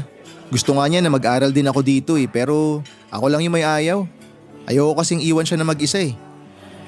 Ay, kung nagtinulang sana yung tatay ko, di ko sana po problemahin kung sino yung magbabantay kay nanay kung sakaling wala ako sa bahay. Eh nga pala, ano nang balita sa tatay mo? Hindi mo na ba talaga siya nakakausap? Hindi na. Tsaka hindi na rin naman ako interesado na makipag-usap pa sa kanya. Malamang masayang masaya na siya dun sa kinakasama niya ngayon. Nakakaloka din naman kasi tatay mo. Kung kailang matanda na, saka pa naisipan na magloko. Kaya nga eh. Sa tinagal-tagal na naming naghihirap, konting tiis na lang sana. Hindi pa niya natyaga. Pero wag na nga natin siya pag-usapan. Okay. Uuwi ka rin mamaya, diba? Oo, pero bago ako umuwi, may gusto muna sana akong sabihin sa'yo. Tsaka sana hindi ka magalit sa akin. Ba't naman ako magagalit sa'yo? Sira ka talaga. Pero bago ko sabihin yung sasabihin ko, may itatanong muna ako sa'yo. Ano ba yun? Itanong mo na. Kinakabahan ako sa'yo ah. Wala bang nanliligaw sa'yo dito sa Maynila? Dun sa school na pinapasukan mo, baka may pumoporma na sa'yo. Ala, bakit mo naman tinatanong? Hindi ka na kasi nagkukwento sa akin. Kaya naisip ko na baka may manliligaw ka na. Actually, meron. Gwapo nga eh. Gusto pa nga niyang sumama pag uwi ko sa bakasyon. Talaga? Saan mo naman siya nakilala? Sa school. Kaklase ko siya. Lagi kaming nagkikita. Hindi mo ba siya ipapakilala sa akin? Ayoko nga. Ikaw bahala. Ay, nga pala. Wala ka bang ipapadala sa nanay at tatay mo? Pwede naman akong dumaan doon mamaya. Wala akong ipapadala. Pero may gusto akong sabihin sa'yo. Alam ko na yan. Sasabihin mo sa akin na sinagot mo na yung manliligaw mo. Utu-utu ka rin, no? Bakit? Hindi ba totoo yung sinabi mo kanina? Siyempre hindi. Paniwalang paniwala ka naman. Parang hindi mo ako kilala. Di ba? May sinabi ka sa akin last time? Nung nandun pa ako sa Quezon? Alin ba dun? Dami kong sinabi nun ah. Yung sinabi mo na kapag wala akong nahanap na matino, magiging boyfriend na kita. Seryoso ka ba dun? Oo naman. Eh ang tanong dun, kung magpapaligaw ka ba? Kasi sa tingin ko, hindi naman ako yung type mo eh. Paano ka nakakasiguro, ha? Di mo naman ako tinatanong. Kaya nga ako nandito ngayon eh. Kasi ayoko maunahan pa ako ng iba. Brenna, kung papayag ka, Gusto sana kitang ligawan. Kahit hindi mo ako sagutin agad. Basta makasiguro lang ako na okay tayong dalawa. Sus, kilalang kilala na kita. Pwede nga nasagutin na kita ngayon eh. Pero syempre, mas exciting kung pahihirapan kita ng konti. Talaga? Payag ka na? Oo nga! Papa Dudut, iba yung saya na naramdaman ko ng mga oras na yon. Ganon pala yung pakiramdam kapag gusto ka rin ng babaeng gusto mo. Mula nga nung araw na yon ay mas naging madalas pa yung pag-uusap namin. At hindi na yon basta usap lang. Nakakatawa man po pero may kaunti ng landian yon. Pagbalik ko sa Quezon ay binalita ko kaagad kay nanay yung ginawa kong panliligaw kay Brenna. Tuwang-tuwa pa nga siya dahil gustong-gusto niya si Brenna para sa akin. Buti na lang daw at naisipan ko nang manligaw. Makalipas nga lang po ng ilang buwan ay sinagot na rin niya ako. Pero LDR muna kami habang nag-aaral pa siya. Ako naman ay nag-enroll na rin sa college sa kursong pareho sa kinukuha niya para naman matupad na rin yung pangarap ko na makatapos ng pag-aaral at maging degree holder, Papa Dudut. Pero sa kabila ng mga magagandang nangyayari sa buhay namin ng nanay ko, mula nang iwan kami ng makasarili kong ama ay bigla na lang siyang nagparamdam.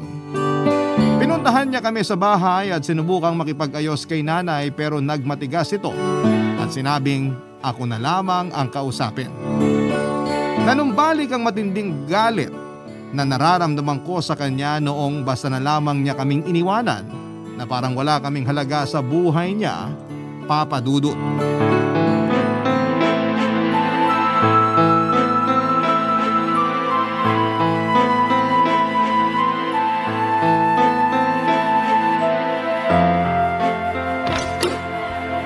Nay, ano pong niluto nyo? Oh, bakit kayo nandito? Anak, Sabihin nyo na lang kung ano kailangan nyo. Hindi ko gusto na nandito kayo. mag-usap muna tayo. Nasaan si nanay? Nasa kwarto. Sumama raw pakiramdam kaya nagpahinga na muna. Paano hindi sasama yung pakiramdam niya dumating ka? Tsaka wala nang dahilan para magtagal ka dito. Nak, wala pa naman ako isang oras dito. Gusto ko nga sana kausapin ng nanay mo pero sabi niya, hintayin na lang kita. Buwang iniiwasan ako. Kaya sana naman, pagbigyan mo ako. Kahit saglit lang tayo mag-usap po. Bakit naman ako magsasayang ng oras na pakinggan kung ano man yung sasabihin mo? Sigurado naman ako na wala ring kwenta yun eh. Ano ba kasing ginagawa nyo rito? Akala ko ba sawa na kayo sa buhay na mahirap? Tsaka ayaw nyo na mag-ulam ng sardinas? Huwag ka na magmatigas dyan. Alam kong kailangan mo rin ng isang ama at kailangan ng nanay mo na makakasama. Kung kailangan man namin ng makakasama, sigurado ako na hindi ikaw yun. Kaya wala nang dahilan para magtagal ka pa rito. Umalis ka na. Ganyan ka na ba talaga kayabang ngayon? Nagkapera ka lang, kala mo mas mataas ka na sa akin. Bakit ikaw? Wala ka rin naman narating ah. Pero sobrang taas ng tingin mo sa sarili mo. Huwag mo akong niyayabangan ng ganyan. Kahit ano pang marating mo, hindi ka pa rin makakarating dyan kung hindi dahil sa akin. Para sabihin ko sa inyo, wala kayong ambag sa mga narating ko ngayon. Ano bang ginawa nyo nung nagsisimula pa lang ako? Wala naman ako narinig sa inyo kundi puro reklamo. Kasi nga makupad ka. Sa halip na mapagaan mo yung buhay namin, mas lalo mo pang pinapahirap. Sino ba namang magiging masaya sa ganon, ha? Yan kasi ang hirap sa inyo. Wala kayong tiwala sa akin. Wala naman talagang negosyo na kasisimula pa lang aalagwa na agad eh. Pero alam nyo kung ano yung pinakamaganda rito? Nung nagsisimula pa lang ako, hinuhusgahan nyo na ako agad. Binasin nyo sa kung magkano lang yung kinikita ko. Bakit? Sa tingin mo ba, panghabang buhay na yung pinagyayabang mong negosyo? Babagsak ka pa rin kung ganyan yung ugali mo.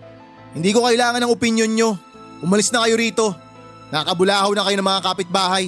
Bakit ako aalis bahay ko rin naman to? Titira ako dito kung gugustuhin ko. Baka nakakalimutan nyo, pabahay to, tay.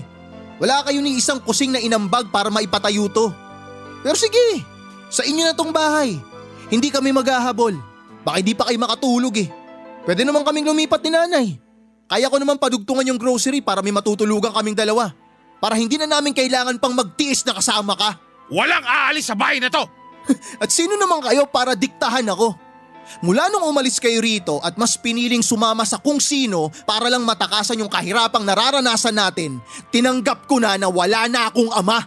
Sigurado akong mahal pa rin ako ng nanay mo. Kaya wala ka nang magagawa kapag pinatawad niya ako. Nako, wag kang pakasiguro. Masyado siyang nasaktan sa ginawa mo. Alam mo naman yung sitwasyon ni nanay eh. Pero imbis na damayan mo siya, pinamukha mo pa sa kanya na siya yung dahilan kung bakit naghihirap ka. Totoo naman yun ah! Eh di yun ang paniwalaan mo kung yun yung totoo para sa'yo. Pero alam mo kung ano yung totoo? Eto, sasabihin ko. Makinig kang mabuti. Duwag ka. Pinili mong takasan yung problemang parte ng pagsasama nyo. Nagtataka nga ako sa'yo eh. Kung bakit takot na takot ka maghirap. Eh hindi ka naman naging mayaman kahit kailan. Buti pa nga si nanay eh. Kahit may iniindang sakit, ginagawa pa rin niya ang lahat para makatulong sa akin. Samantalang ikaw na walang kapansanan, ikaw na malakas. Hindi mo man lang ako binigyan ng kahit na konting suporta. Tapos wala ka pang ginawa kundi dumada ng dumada. Kaya ngayon kahit na magbunga nga ka dyan, wala ka nang mahihita. Wala rin akong suporta o tulong na ibibigay sa isang katulad mong walang kwenta. Papa Dudut, wala akong pinagsisihan sa mga sinabi ko sa tatay ko. Totoo naman kasi na nagpakaduwag siya noong panahon na kailangan namin ng karamay. Kung hindi sana siya umalis, bupa sana kami. Pero sa ginawa niyang pagtalikod sa amin ay wala man lang siyang kahit kaunting bakas ng pagsisisi. Parang mahirap namang patawarin yung ganong klase ng tao. Kahit na sabihing tatay ko pa rin siya. Siguro itinablan na lamang siya ng hiya matapos kasi ng pagtatalo namin ay hindi na siya nagpumilit pa na makabalik sa bahay. Hanggang sa nabalitaan ko na lamang sa ibang kamag-anak namin na bumalik pala siya doon sa kalaguyo niya. Nagpakita lamang siya sa amin noong nabalitaan niya na maganda na ang buhay namin. Manghihingi raw sana ng pera para gawing panimula. Pero dahil tinaboy namin siya ay doon din siya pumunta sa babae niya. May kaya raw kasi sa buhay yung babae kaya hindi na ako nagtaka na mas pinili niyang makasama yon kesa sa amin ng nanay ko. Hindi lang siguro makahingi ng malaki-laking pera kaya sa akin nagbaka sakali. Malas niya lang dahil hindi ako nagpauto sa kanya. Sa ngayon, Papa Dudut, ay kami pa rin ng nanay ko ang magkasama. Maganda pa rin ang estado ng nasimulang kong negosyo at nadagdagan pa. Nagpaplano na nga rin ako na magpatayo ng patahian pero nag-iipon pa ako ng kapital para doon. Tungkol naman sa amin ni Brenna, kahit nag-aaral pa siya ay nakaplano na yung magiging kasal namin next year. Wala na talagang makakapigil sa amin dahil mahal na mahal namin ang isa't isa. Hindi na rin naman kami mga bata para sa on and off relationship. Lahat ng naiisip namin ay pang matagalan na talaga. Bago ko po tapusin ang liham ko ay gusto ko lamang po sana hingi ng opinyon ng mga nakikinig ngayon kung ano nga ba ang dapat kong gawin. Kung dapat ko bang patawarin ang tatay ko o hayaan ko na lamang siya sa buhay na pinili niya. Maraming salamat po sa paglalaan ng oras para sa kwento ko, Papa Dudut. Taos puso rin po ako nagpapasalamat sa lahat ng bumubuo ng Barangay LS dahil po sa inyo ay marami kaming napapakinggang kwento na pwede naming paghugutan ng inspirasyon sa buhay. Muli maraming salamat po at pagpalain sana kayo at ang inyong istasyon. Ang inyong forever kapuso at ka-barangay, Arlan. Nagustuhan ng iyong napakinggan? Ituloy yan via live stream sa www.gmanetwork.com/radio. Barangay LS 97.1 forever.